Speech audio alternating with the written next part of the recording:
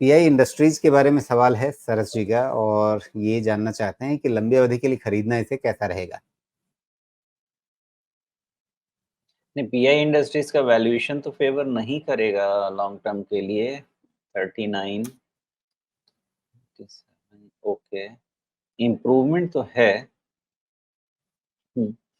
यहाँ से pi industries में अब देखिए कि बहुत ज़्यादा ना नेगेटिविटी है ना बहुत ज़्यादा पॉजिटिविटी है। ऑलमोस्ट इसका सारा जो वैल्यूएशन है वो फैक्टर्ड है। थोड़ा अनक्लियर है सिचुएशन पीआई इंडस्ट्रीज में अभी, क्योंकि वैल्यूएशन ये कह रहा है कि सेफ्टी नेट आपके पास नहीं है, ट्रेंड पे डिपेंड करता है।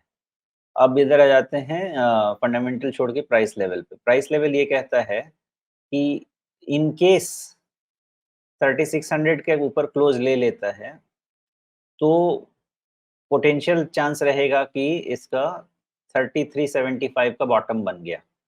सो उस स्टॉप लॉस के साथ इसकी ट्रेडिंग शुरू हो जाएगी और फिर 4000 के आसपास आ जाएगा और फिर उसके बाद रीवैल्यूएशन करना पड़ेगा based on result.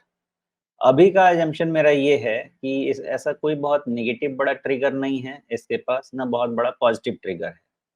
Price point के हिसाब से या रिजल्ट बेस्ड रैली के लिए 3600 के ऊपर क्लोज होगा और फिर 3375 पे इसका सपोर्ट बनेगा। इसका पॉजिटिव ट्रेड बन सकता है टुवर्ड्स 4000।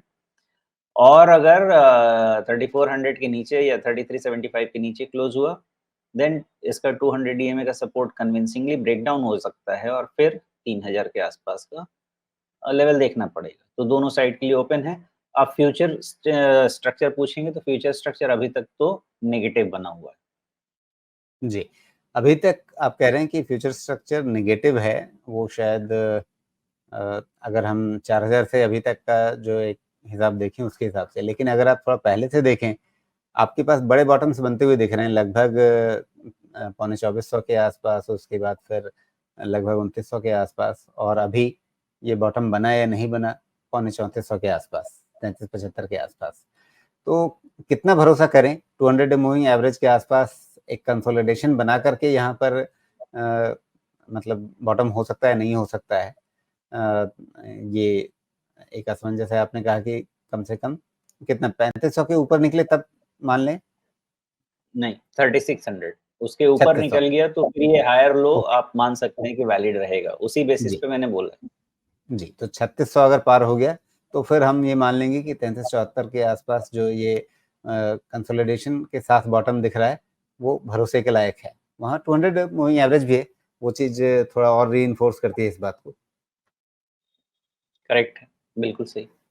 जी, तो इन लेवल्स का ध्यान रखें, उसके हिसाब से फैसला करें। बाकी वैल्यूएशन के बारे में थोड़ी चिंता रहेगी, उसका भी ध्यान रखें, और इन सब चीज़ों के हिसाब से आप निर्णय लें कि अभी आप लंबी अवधि के लिए खरीदना चाहते हैं या नहीं चाहते हैं।